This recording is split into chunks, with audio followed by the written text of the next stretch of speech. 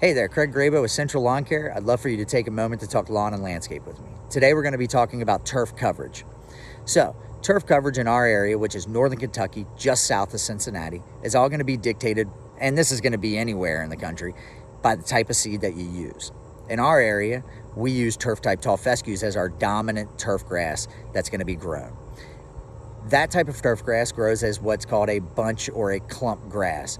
And what that means is that one seed is one plant that's going to have a finite spread to it, meaning it's not going to fill in and spread without going to seed. And I got an example here just to kind of give you an idea of what it looks like. So this is one plant, and you can see it sets off sets, but it's all coming from a central location, meaning that it's not creeping underground or on top of the ground, setting new root systems, setting new grass plants, and filling in those voids. What ends up happening is that if you have these voids, you can have a host of problems. One is soil loss, which we never want because you're going to deplete nutrients, you're going to change the soil profile, all that sort of fun stuff, and then you're also going to get a lot of runoff. Second is that's where you're going to end up with a whole lot of weed pressures. And the reason that you have those weed pressures is one, you have no coverage.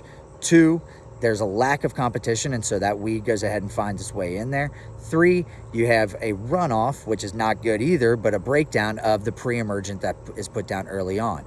So let's take a look at kind of a bare to thin spot, and you can see that a weed has gone ahead and taken the opportunity to fill that spot in, as opposed to having nice, dense turf. So this is our lawn out here. You can kind of see we have some grassy weeds here, and if you look around, it's the only thing, but you can see there's a nice bare spot there. It's nice and thin, and as a result, with all these thin spots, there's never going to be any of the grass that we want to grow here to grow there, because we're not letting our lawn go to seed.